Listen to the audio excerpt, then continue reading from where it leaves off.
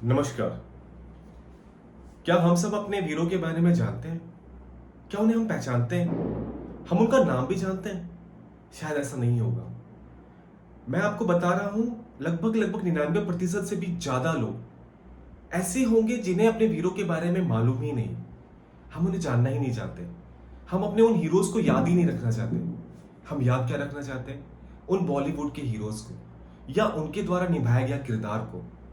पर नहीं, किरदार सिर्फ उतना ही नहीं, या सिर्फ नोटों पर छपने वाले महात्मा गांधी ही नहीं। ऐसे ना जाने और कितने वीर हैं जिन्होंने अपना जीवन, संपूर्ण जीवन सिर्फ और सिर्फ भारत माता के ऊपर जो है बलिदान दिया है। ऐसे ना जाने कितने ही वीर हैं। मैं उनमें से एक की कहानी आपको बताना चाहूंगा। वे तो ऐसे वीर हैं जिनके बारे में उनके प्रदेश के लोग भी ज्यादा नहीं जानते।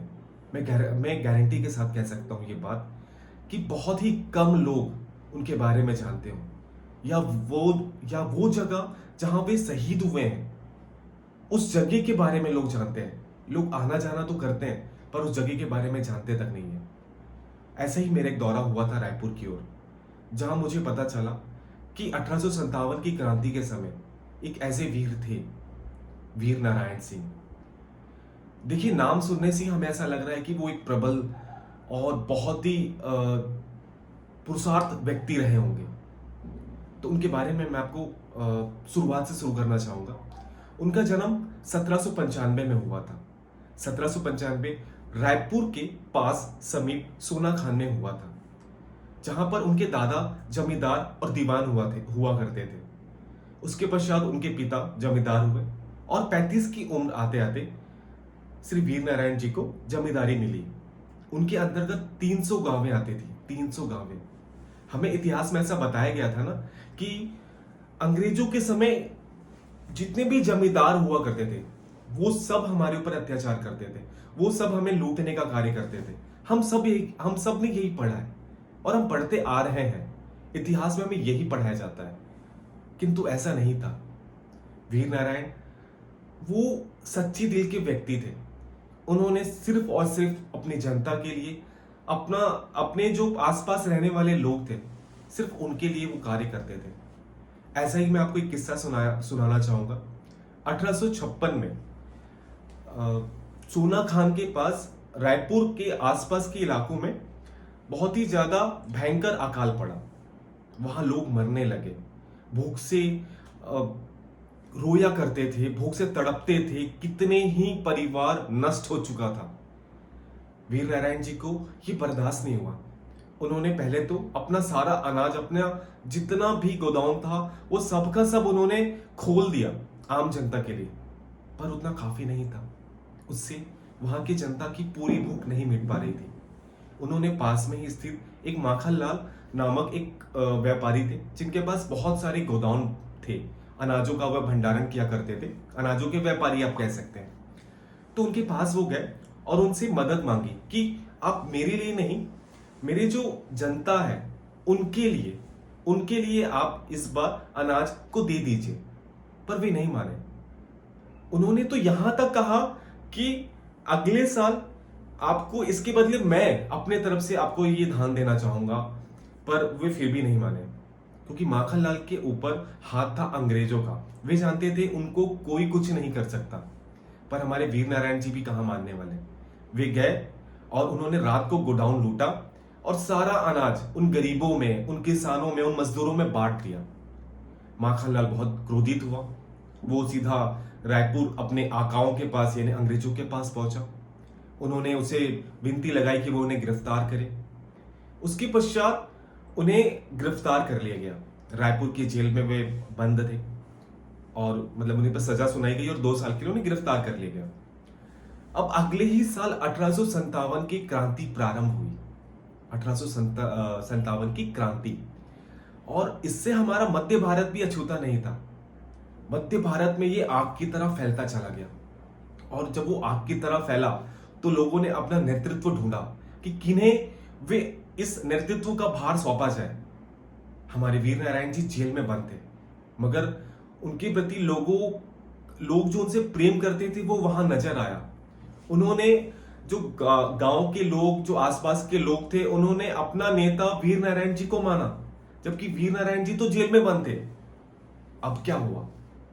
अब देखिए, रायपुर जेल में जब वो बंद थे, वहां पर जो रायपुर जेल के कुछ कर्मी जो थे और साथ में गांव वाले यानी जो किसान थे, वे मिलकर पहुंचे और उन्होंने वहां से उन्हें छुड़ाया।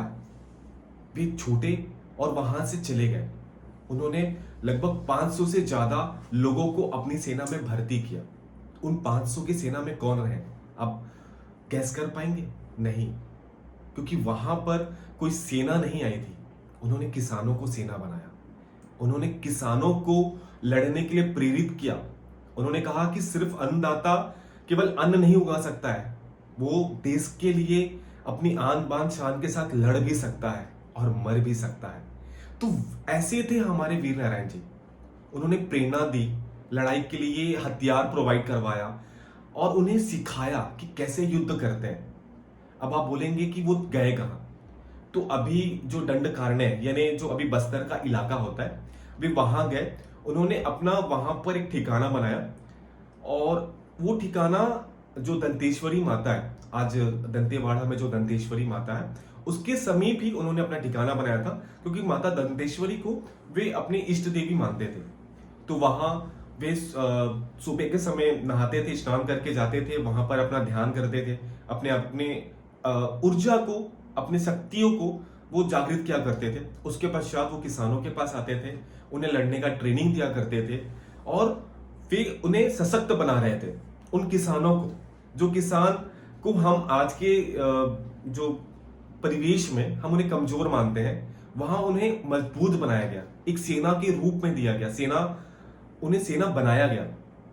उसके पश्चात वो छापेमारी युद्ध में महारत हासिल किया। उन्होंने छापेमारी की कला सीखी और छापेमारी हिसाब से वो करते करते जो अंग्रेजी सेना को एकदम एकदम एकदम ज्यादा परेशान कर चुके थे। अंग्रेज बौखला गए, एकदम ज्यादा बौखला गए और उन्हें इस मध्य भारत में चल रही क्रांति को उन्हें दबाना ही था। उस इस क्रांति को दबाने के लिए उस समय के जो तत्कालीन सेना अध्यक्ष थे स्मिथ, उनके नेतृत्व में एक पूरी की पूरी सेना भेजी गई कि इस क्रांति को वो दबाएं। उन्हें दबाना ही है किसी भी तरह से। वो अपनी सेना लेकर पहुंचते हैं और युद्ध होता है। अब ऐसा हमें बताया गया है कि क्रांति के दौरान सैनिकों की जान बचाने के लिए उन्होंने अपने आप को अंग्रेजों के खिलाफ जो है दे दिया कि भैया मुझे गिरफ्तार कर लीजिए। पर ऐसा आज भी कई लोगों का कहना है, या यूं कहें वहां के आसपास के जितने लोग हैं उनके जैसे हमने झांसी की रानी में सुना है ना, झांसी की रानी के बारे में हम ज्यादा नहीं जानते, केवल काव्य के माध्यम से जानते हैं। वैसे ही वहां के लोगों में प्रचलित जो कहानियां हैं उनके अनुसार अंग्रेजों ने यहां भी छल कपट का ही सहारा लिया। वो हर बार की तरह सिर्फ और सिर्फ छल कपट ही करना चाहते थे। वो पीठ में छुरा घोंप सकने वाले अंग्रेज थे, ना कि सामने से वार करने वाले। उन्होंने इस बार मोहरा बनाया। जैसा कहते हैं ना कि हम युद्ध हारे नहीं, हमें अपनों ने हराया। वैसे ही एक अपने थे जो उनके पास के गांव के जमींदार थे। पहले अंग्रेजों ने उनके पास गया, उनकी मदद मांगी और उन्होंने कहा कि भैया जो जमींदारी जो वो कर रहे हैं वो जमींदारी भी आपको दे देंगे। वो लालच में आ गए। यहां हर बार हमने हमारे लालच ने ही हमें हर बार हराया है। इस बार भी वैसा ही हुआ। वे पहले तो हमारी मदद का, वो जो दूसरे जमींदार थे वो हमारे पास आए और उन्होंने श्री वीर नारायण जी की जो है मदद करने की वो की गुहार की। वीर नारायण जी जानते थे उनके नेचर को, मगर उन्हें लगा कि नहीं, अभी बात देश की है तो वो हमारे साथ होंगे। उन्हें अपने साथ मिला लिया। अब युद्ध हुआ। युद्ध के समय उस जमींदार ने वैसा ही पीठ में छुरा घोंपा। मैं उस जमींदार का नाम जमींदार इसलिए कह रहा हूं कि मैं उनका नाम नहीं लेना चाहूंगा, क्योंकि आज भी उनके परिवार के लोग यहाँ पर हैं। उन्हें शायद वो बातें बुरी लग सकती है, क्योंकि आज वो देशभक्त हैं। हमें उनके बारे में उनका भी ख्याल रखना होता है। तो वो जमींदार ने पीठ में छुरा घोंपा और उन्हें गिरफ्तार करवाया अंग्रेजों से। अब अंग्रेजों से आप क्या उम्मीद कर सकते हैं? क्या उम्मीद कर सकते हैं? देखिए, 1 दिसंबर के दिन जो है अंग्रेजों के साथ युद्ध हुआ और ये मान के चलिए 2-3 दिन तो युद्ध चला होगा। 500 लोगों की संख्या थी, एक दिन में खत्म नहीं हुआ होगा, क्योंकि छापामारी की ही जो युद्ध रणनीति तो अपनाया करते थे। यहां पर 2-3 दिन युद्ध चला होगा, उसके पश्चात वो तीसरे दिन गिरफ्तार हुए होंगे। अब अंग्रेजों ने ये नाटक किया कि हम उन पे मुकदमा चला रहे हैं, उन्हें अपनी दिखानी थी महानता कि हम सीधा न्याय को मानते हैं, मगर ऐसा नहीं था। क्योंकि इसका कारण यह है कि 1 तारीख को युद्ध प्रारंभ हुआ और 10 तारीख को सजा नहीं सुनाई गई, उन्हें फांसी पर लटकाया गया। 10 दिसंबर 1857, 10 दिसंबर 1857 को। और ये क्या हुआ, उस समय उन्होंने पूरी जनता को बुलाया, पूरे लोगों को बुलाया, पूरी सेना को बुलाया और सबके सामने उन्हें फांसी देने की सजा सुनाई गई। तो 10 दिसंबर 1857 की वो दिन आती है। दिन के समय उन्हें फांसी के लिए लेके जाया जाता है, जहां पूरी जनता आई हुई थी, उनसे अंग्रेजों की डर की वजह से ही नहीं, उनसे जो इतने लोग प्रेम करते थे, उन्हें आखिरी बार, अंतिम बार उन्हें देखने आए थे।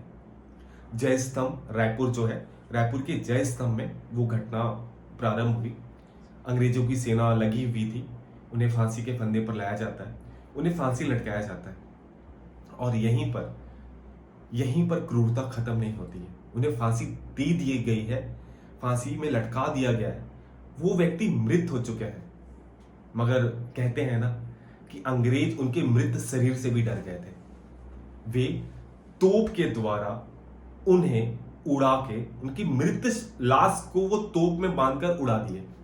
अब सोचिए कितने घिनौने थे वो अंग्रेज।